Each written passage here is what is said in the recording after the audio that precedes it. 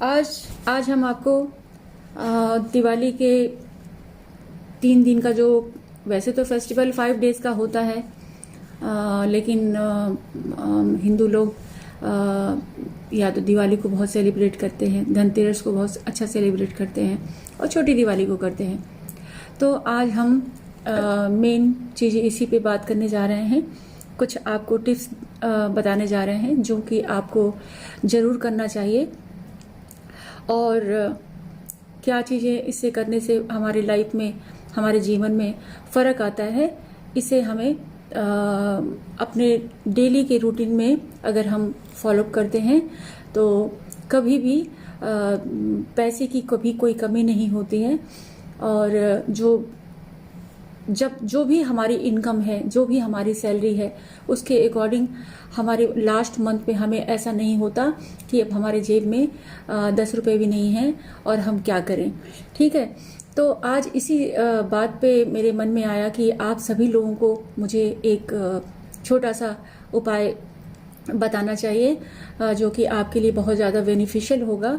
ये मैंने खुद के ऊपर भी काफ़ी आजमाया है, तो मुझे पता है कि इसका रिज़ल्ट कैसा होता है। एक समय जब हमें भी एस्ट्रोलॉजी के बारे में नहीं पता था तो गलतियां हमने भी बहुत सारी की थी। तो सेम ऐसा होता था कि सैलरी है, पैसा आता है, लेकिन बचता नहीं है। आखिरी महीने में बहुत दिक्कत होती है, बहुत कड़की हो जाती है।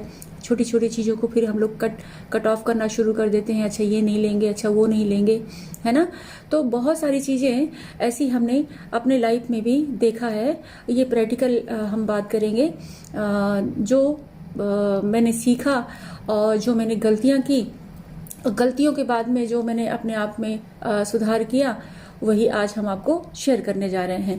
तो सबसे पहले दिवाली आ रहा है और दिवाली के दिन से लेके, और पहला आता है धनतेरस, दूसरा आता है नरक चतुर्दशी यानी कि छोटी दिवाली, और आता है बड़ी अमावस्या मतलब बड़ी दिवाली।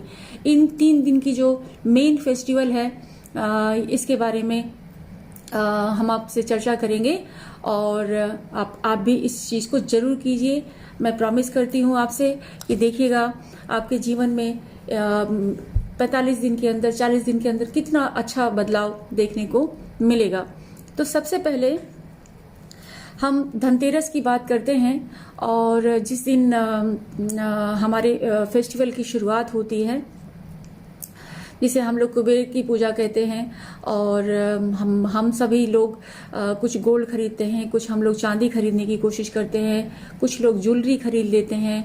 जो बहुत ज़रूरत नहीं होती है वो बर्तन ले लेते हैं, या चांदी का एक सिक्का ही ले लिया।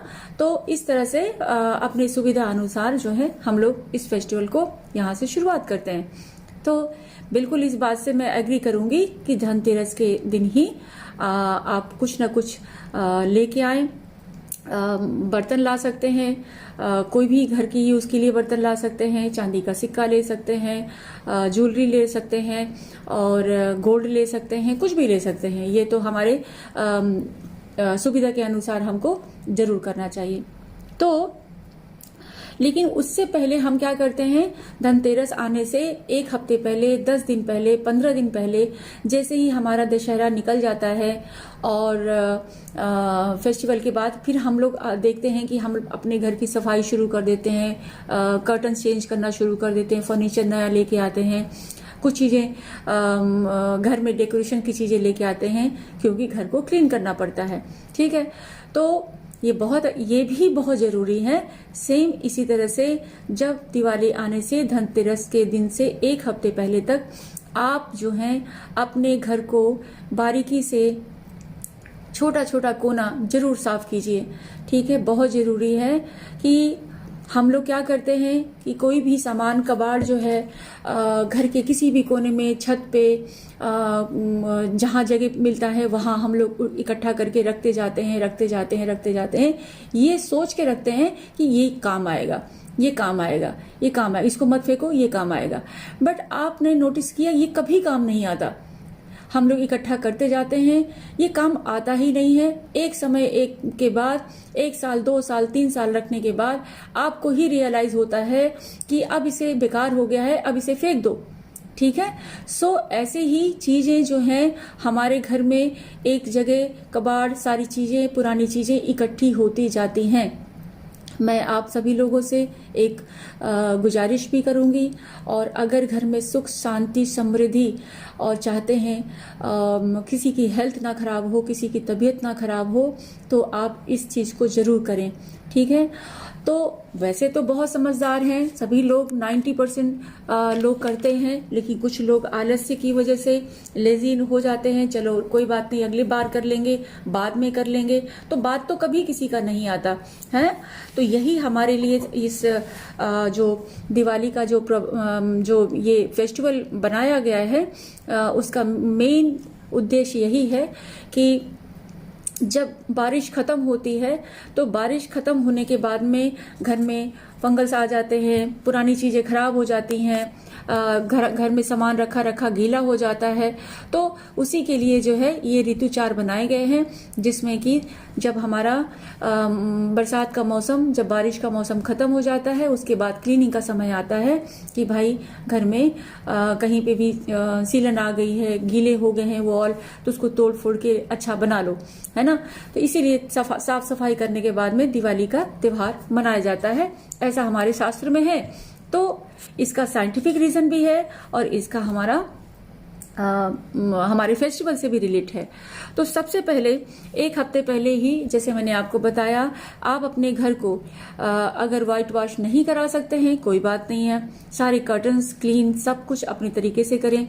लेकिन सबसे ज्यादा जरूरी ये है कि जो आपने अपना सामान, पुरानी चीजें रखी हैं, इकट्ठा करके रखी हुई हैं, सबसे पहले तो आप उनको अपनी जगह से हटाएं। देखें, जिसका भी नंबर, उनको ज्यादा इफेक्ट होता है जिनका नंबर 4 है। Total add number 4, it means जिसका 4th डेट ऑफ बर्थ है, 22nd है या 13th है, इस तरह से जो भी डेट ऑफ बर्थ वाले 4 नंबर के आते हैं, उनका जो लॉर्ड राहु होता है, ऐसे लोगों को तो विशेष करके अपना घर के बारे में, घर की सफाई के बारे में बहुत ज्यादा सोचना चाहिए।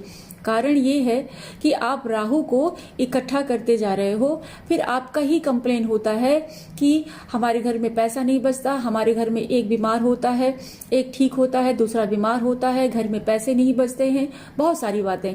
तो आपसे गुजारिश है कि आप अपने घरों को सफाई करें, और पुरानी चीजें जो रखी हैं, जो आपको लगता है कि हम इसको कल यूज करेंगे, हम कल इसको पहन सकते हैं, चाहे वो कपड़े हो, चाहे वो शूज हो, चाहे वो जूते चप्पल हो, और चाहे वो कोई भी चीज हो, पुरानी चीजें, तो आप सबसे पहले तो उसको आप घर से बाहर निकालें, ठीक है।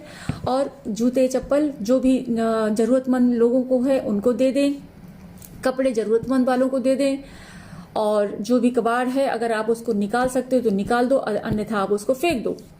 इससे राहु हमारा घर में प्रबल होता है, रोग विनाशकार का ये बन जाता है, स्थान बना लेता है अपना, वो हिलता नहीं है, वहां से जाता नहीं है, इसलिए हमारे घर में निगेटिविटी जल्दी आ जाती है। एक नंबर 2 हम बात करने जा रहे हैं कि ऐसी क्या चीज हम घर में करें जिससे ये हमारा और अच्छा हो जाए, घर का क्लीनिंग भी के साथ साथ में घर में पॉजिटिविटी भी आ जाए। तो ध्यान इस बात का रखना है कि जो चीजें 1 साल 2 साल से हमने एक पर्टिकुलर प्लेस पे, सपोज सोफा रखा है या अलमारी रखी हुई है या कोई ऐसी चीज है जो उस जगह से हिलती नहीं है, तो आप क्या करें, क्लीनिंग के समय, सफाई करते समय उस जगह को वहां से थोड़ा आगे पीछे कर दें। सपोज मान लिया सोफा है, एक वॉल से लगा हुआ है, उसको थोड़ा आगे कर दीजिए, थोड़ा सा 1 इंच 2 इंच आगे पीछे कर दीजिए, यानी उसको थोड़ा सा स्थान का, प्लेस का थोड़ा चेंजेस कर दीजिए, ठीक है। और दूसरी बात है, अलमारी को सारा चीज निकाल करके डिटॉल से, जैसे भी आप क्लीन करते हैं, सफाई करने के बाद में पुराने कपड़े, जो बच्चों का है, बड़े का है, बुजुर्ग का है, आपका है, खुद का है, जो भी है, उसको आप बाहर निकाल के इकट्ठा करके किसी जरूरतमंद लोगों के लिए रख दें। जो पुराने खिलौने हैं, जो डेड चीजें हैं, जिसका कोई अस्तित्व नहीं है, ऐसे रखे रखे खराब हो रहा है, हम ये सोचते हैं कि जो आपको याद के लिए रखना है वो आप थोड़े बहुत रख लें, अन्यथा उसका कोई भी मतलब नहीं है इकट्ठा करके एक बॉक्स में भरते जाएंगे। उनको आप निकाल के अलग करें। अगर घर में सुख शांति चाहते हैं, सबको हेल्थ वगैरह अगर आप अच्छा चाहते हैं, आपके पास पैसे टिके, तो अगर आप चाहते हैं कि महीने में आखिरी समय पे कोई तंगी या कोई परेशानी ना आए, तो उसके लिए मैं ये उपाय उन लोगों के लिए बता रही हूँ। तो आप प्रॉपर घर को हर जगह से जो चीजें जहां रखी हुई थी वहां से उसको थोड़ा थोड़ा हर जगह से चेंज कर दे। अगर हमने एक टेबल रखा है तो हम टेबल को क्या करेंगे, इसको आगे पीछे खिसका के थोड़ा आगे ले जाएंगे, थोड़ा पीछे ले जाएंगे, थोड़ा इधर दाएं, थोड़ा बाएं, थोड़ा लेफ्ट एंड राइट, ऐसे हम करके थोड़े अपनी चीजों को हिला करके सफाई करा के फिर उसको हम वहां पे रखें।